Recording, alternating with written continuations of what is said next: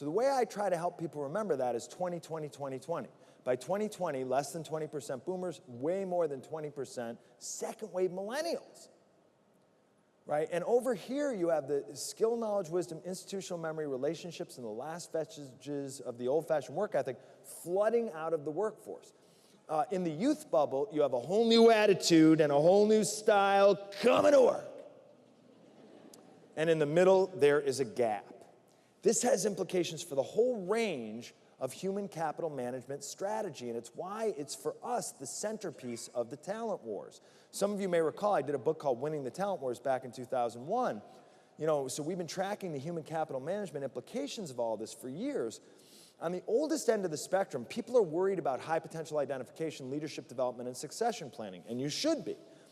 But I think what's going on there really in most organizations is what we call two-dimensional succession planning, just happening on paper, as opposed to really engaging people in a succession planning process, as engaging people as human beings, right? In this high-tech environment, we have to be able to remember where technology ends and where human beings begin. And what we're most worried about, a lot of people are worried about knowledge transfer. You've got Thomson Reuters, you don't have to worry about knowledge transfer anymore, seriously. But what the big problem is, or the big worry that I have, and we've been working with our clients on, is something more subtle. And it's what we call wisdom transfer. Because that's harder. I suspect Thomson Reuters is on the case.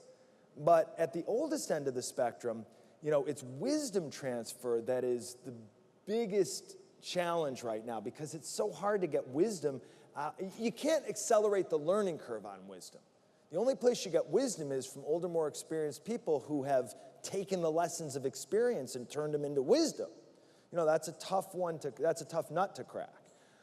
So that's what we're worried about on the oldest end of the spectrum. On the youngest end of the spectrum, it's attraction, selection, onboarding, up-to-speed training, performance management, rewards, incentives.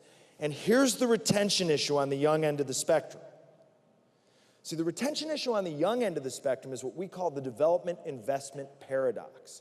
You bring in young people. They've got the hard skills, but you got to teach them how to use the hard skills in the real world. So you got to develop them. The more you develop them, the more valuable they are. The more valuable they are, the more negotiating power they have, and that means the more likely they are to go sell your development investment in the free market to the highest bidder.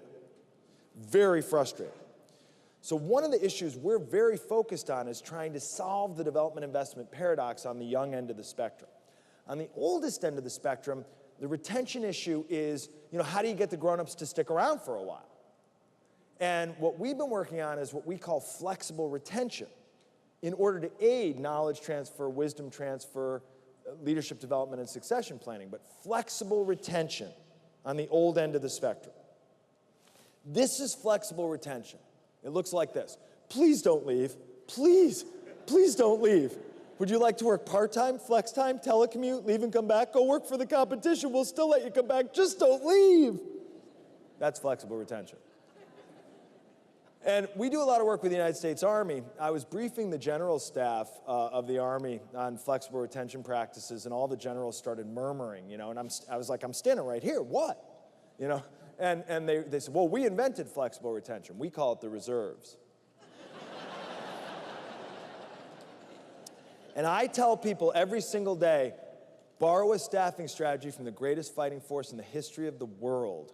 Build your own reserve army of the oldest, most experienced people, the people you know the best, the people you trust the most, the people you should be desperately afraid are going to leave.